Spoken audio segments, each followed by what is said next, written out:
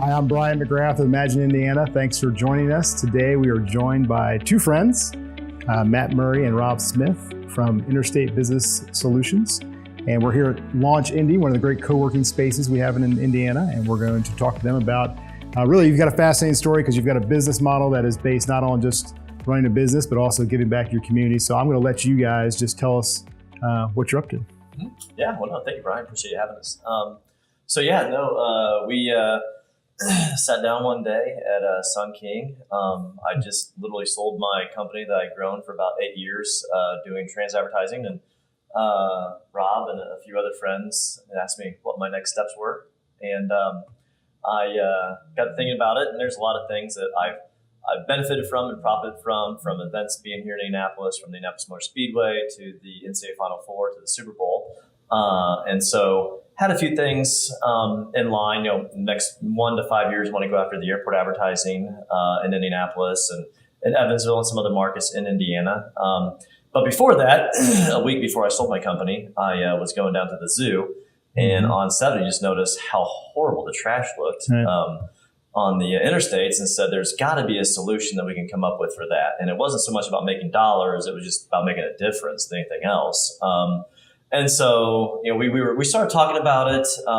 And then two of our other colleagues and Rob started researching, what could be done, how we could go about it, and found that there was a sponsor, a highway program that's being done here in Indianapolis, but not by any local companies.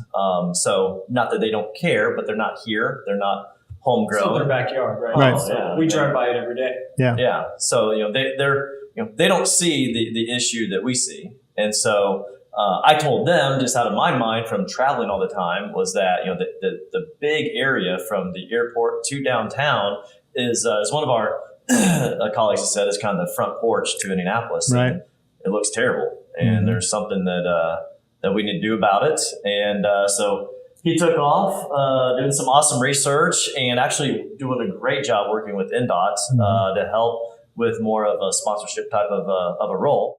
So it turns out, NDOT cares, right? They want to get at this problem. Right. They have limited resources and how they can get at the problem. The budget obviously impacts how they can get at the problem. Sure. So we did some research, Bo and I, Bo Anderson, part of the company, we did some research, we dug in, tried to figure out how is the state getting at this problem, how effective is that, who are the companies that are involved, and how can we make this better? Because it's not working.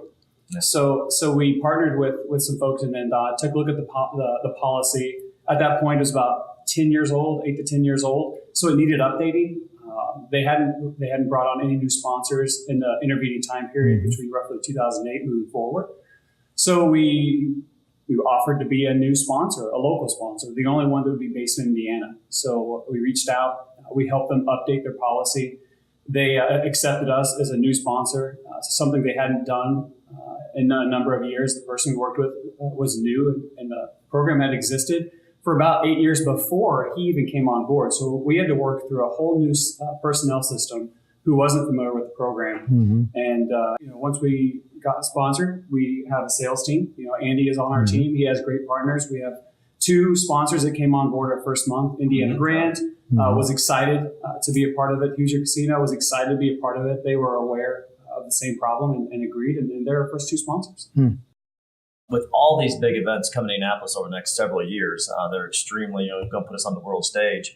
I decided to put together a media kit that just wasn't about putting a sign up and that was it. It was about more interaction with the community. So during these big events, we're not trying to make money off this. We're actually going to put a big portion of that money, obviously clean up the interstates, but then back into helping those sponsors that come on board with us advertise during those big events at the airport and as they enter Indianapolis as well. So kind of just giving them an added value because, obviously keeping the city clean is a value, but then another added value of a big sponsorship as well. Yeah. Well, it seems like you're involved in, you're entrepreneurs in any way because you've already had business, you've already exited, you're doing other things all the time, but just a sort of social entrepreneurship. And that seems to be a kind of a growing trend amongst, I would say, younger folks in particular. But why is Indiana a place to be an entrepreneur anyway? Why would you want to start a business in Indiana versus, Michigan, Illinois, Ohio, wherever? Tell us about that. Well, I mean, one big thing was when I started my transit advertising company, I started with one transit agency, and it ballooned into 40 within 2 years. Wow. And it was mainly because, in my opinion, people in Indiana are just they're more apt to innovation. They're more excited about growth and about expansion. Versus, I hate to say it, versus Illinois and Ohio, where we didn't expand nearly as much. There's more red tape. There's just a lot more to get approvals. A lot more to get approvals versus Indiana. I mean, it's basically a state that, like I say, state that works. That's all we have for now. I'm Brian with Imagine Indiana.